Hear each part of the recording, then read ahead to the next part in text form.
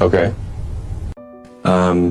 Look, I'm going to tell you something that most successful people won't admit. I was terrified. Completely terrified. In 2008, I was literally days away from total bankruptcy. Not just business bankruptcy, personal bankruptcy, everything gone.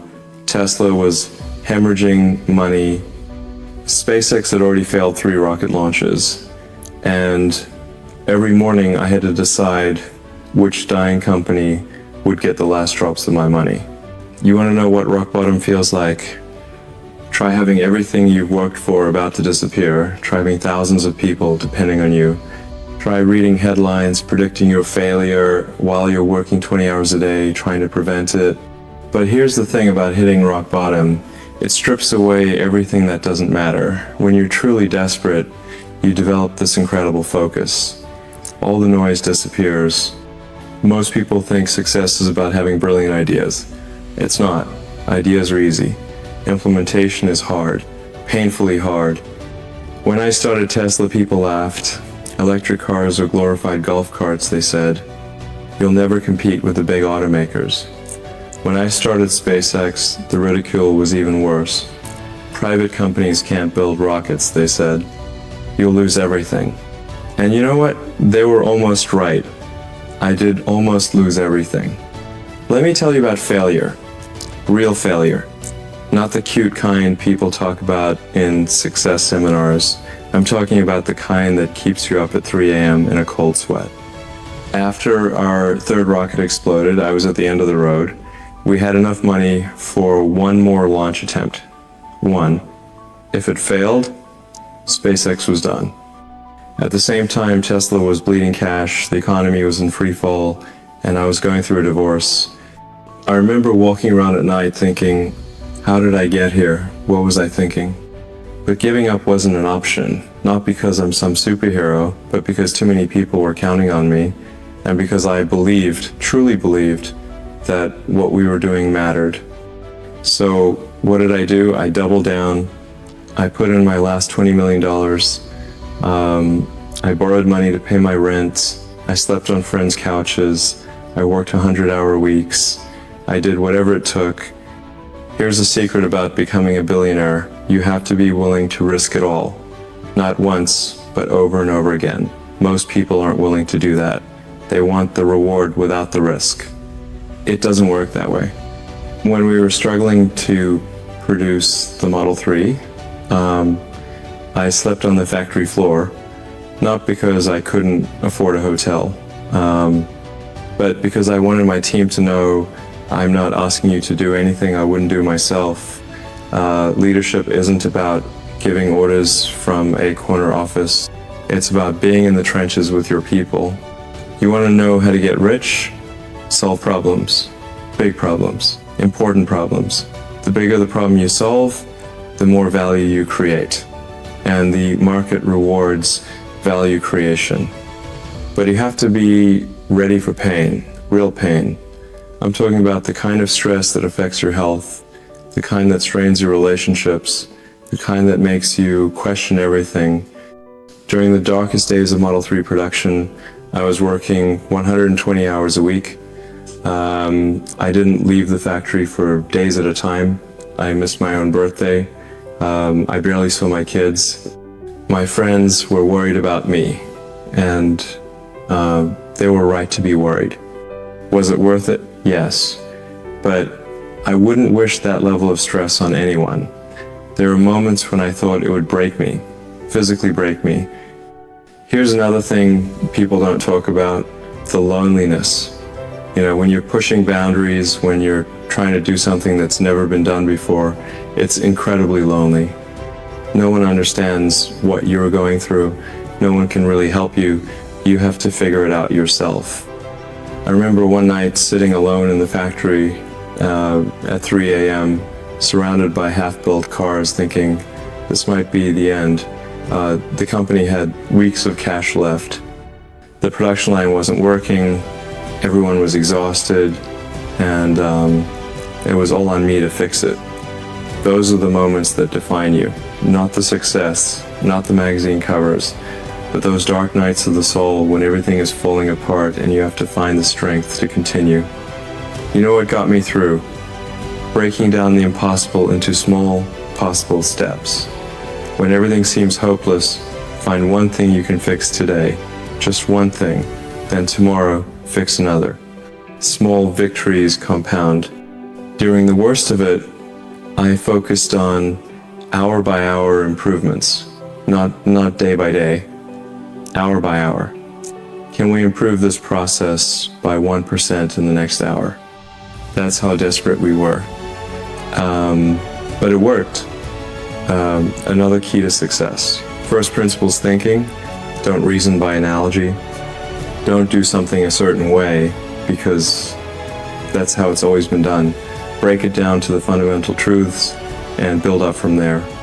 Everyone said rockets had to be expensive because rockets are expensive. But when we looked at the material cost, the aluminum, the fuel, it was only about 2% of the typical price. That told me we could revolutionize the industry, and we did. You also need to develop a high tolerance for pain. Most people avoid pain. Successful people embrace it, they use it, they know that growth and comfort never coexist. I've been criticized, ridiculed, and attacked more times than I can count. I've been called every name in the book. I've had my sanity questioned. I've had powerful enemies try to destroy me. You have to learn to take the hits and keep moving forward. Resilience isn't just about enduring pain, it's about using it to get stronger. Every crisis, every failure, every setback, they're all opportunities to learn and improve. But only if you have the right mindset. When our first 3 rockets failed, we didn't just feel sorry for ourselves. We analyzed every piece of data. We learned everything we could from those failures. And that's why the 4th one succeeded. You also need to be willing to look stupid. Most people are so afraid of looking foolish that they never try anything new. They never take risks.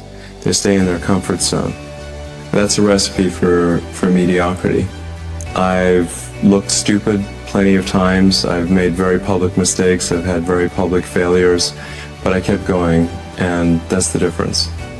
Persistence is more important than intelligence. I'm not the smartest person at SpaceX or Tesla, not even close. But I might be the most determined. When something is important enough, you do it even if the odds are not in your favor. That's been my philosophy, and it served me well. You need to be extremely tenacious. When everyone is telling you that you're wrong, when the evidence seems to suggest you're wrong, you need the courage to stick to your convictions if you truly believe you're right. In 2018, we were in production hell with the Model 3. Wall Street analysts were predicting our bankruptcy. The short sellers were circling. The press was writing our obituary. But I knew we could do it. I knew we would do it, and we did. Another crucial element, you need to constantly evolve. What got you here won't get you there. I'm a very different CEO today than I was 10 years ago. I've had to learn and grow and adapt. If you're not evolving, you're dying. You also need to be willing to make tough decisions, really tough decisions. Decisions that keep you up at night, decisions that make you unpopular. In 2008, I had to lay off 25% of Tesla's workforce. These were good people, people with families, people who believed in the mission, but we wouldn't have survived otherwise. Those are some of the hardest days of my life. The path to success is never a straight line. It's a jagged, twisted path full of obstacles and setbacks. 2 steps forward, 1 step back, sometimes 3 steps back. The key is to keep moving forward, no matter how small the steps. You need to be obsessed, not interested, not passionate, obsessed. You need to think about your goal day and night. You need to work while others are sleeping. You need to study while others are partying. You need to make sacrifices that others aren't willing to make. I didn't become successful by luck. I became successful because I was willing to do whatever it took. I was willing to risk everything. I was willing to work harder than anyone else. I was willing to persist when others would have given up. And here's the most important thing. You need a purpose greater than yourself. Money is a terrible motivator. It's not enough to get you through the really hard times. You need something more. For me, it's accelerating the transition to sustainable energy and making life multiplanetary. Those missions keep me going when nothing else would. Find your mission. Find the thing that gets you out of bed in the morning that makes all the pain worthwhile. Success isn't about money. It's not about fame. It's about impact. It's about doing something that matters, something that makes a difference. So if you want to be successful, truly successful, be prepared for the hardest journey of your life. Be prepared for pain and sacrifice, and criticism and failure. Be prepared for dark nights and lonely battles. But also be prepared for the incredible joy of creating something meaningful. The satisfaction of solving important problems. The pride of building something that makes a difference. The path is hard, incredibly hard, but it's worth it. Every step, every struggle, every sleepless night, it's all worth it when you're pursuing something that matters. Let me tell you something else about success that most people don't understand. It's not about being smarter or more talented than everyone else. It's about outworking them. It's about outlasting them. It's about wanting it more than they do. When I was building my first company, Zip2, I worked 7 days a week, all day, every day. I slept in the office. I showered at the YMCA. I did this for years, not months, years. While my competitors were working 9 to 5 and taking weekends off, I was grinding away, solving problems, building the product. You have to be willing to do what others won't. That's the price of admission. That's the cost of success. And let me tell you about risk, real risk. Not the kind people talk about when they say, I took a risk by changing jobs. I'm talking about betting everything you have on something that probably won't work. When I sold PayPal, I had about $180 million after taxes. I put $100 million into SpaceX, $70 million into Tesla, and $10 million into Solar City. I kept nothing in reserve, nothing. I had to borrow money for rent. Most people would say that's crazy, and maybe it is. But that's what it takes sometimes. You have to be willing to go all in. You have to be willing to burn the boats. No retreat, no backup plan.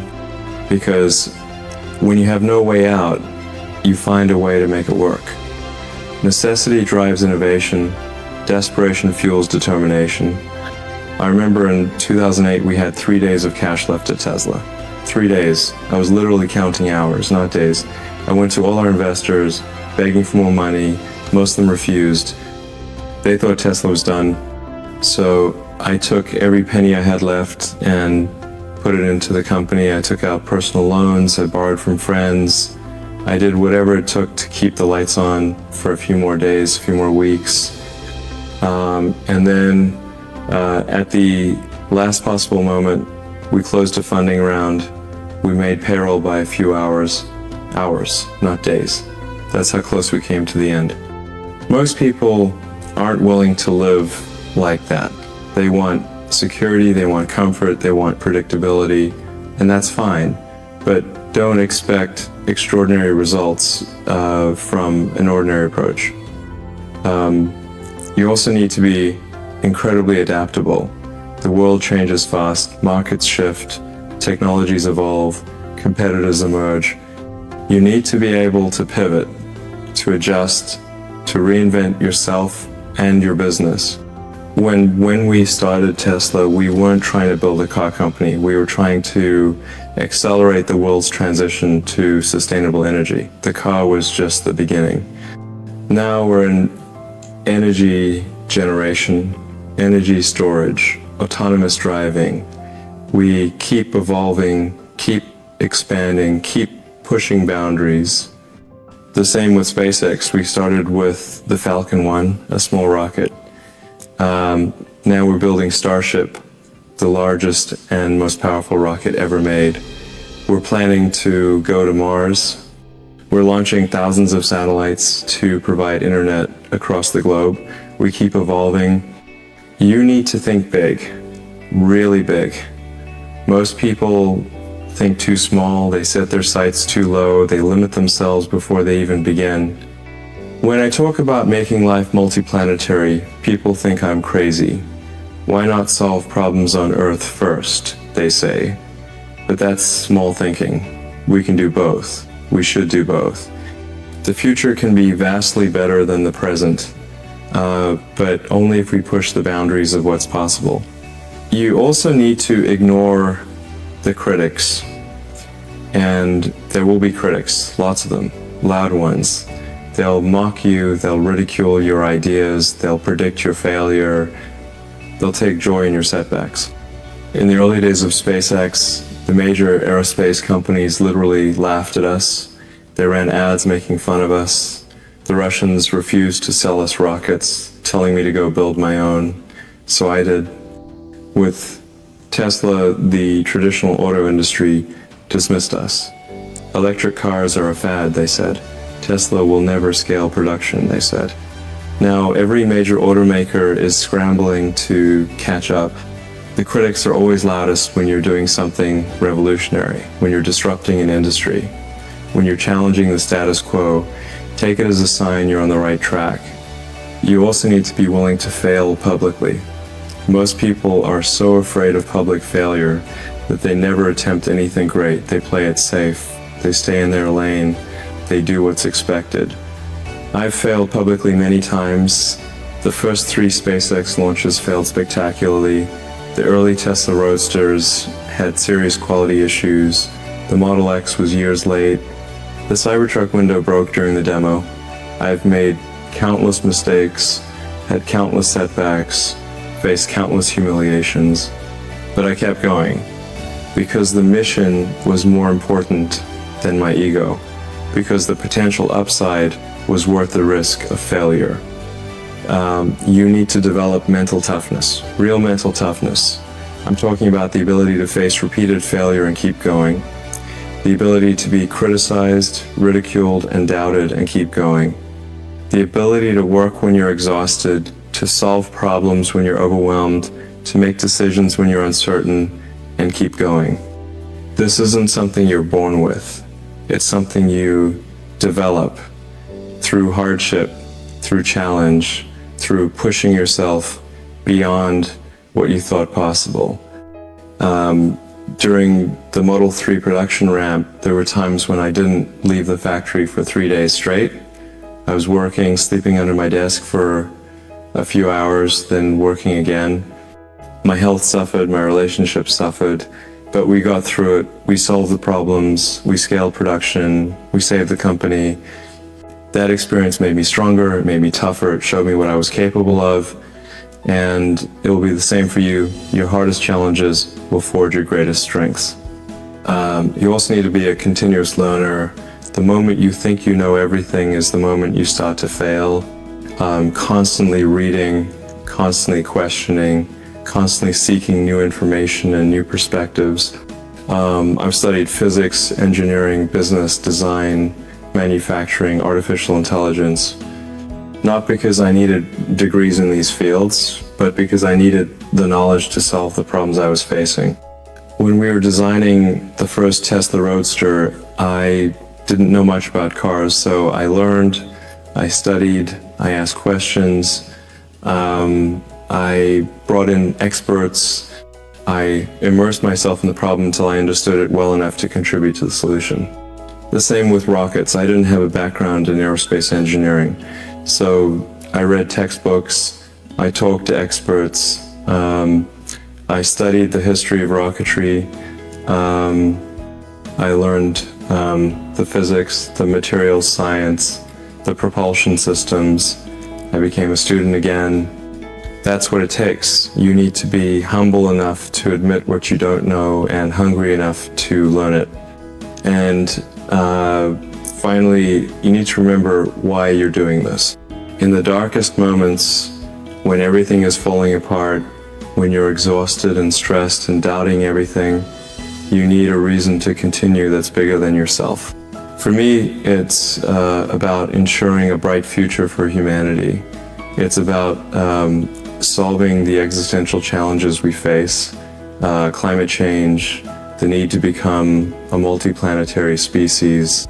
It's about creating a future that's exciting and inspiring, not dark and dystopian.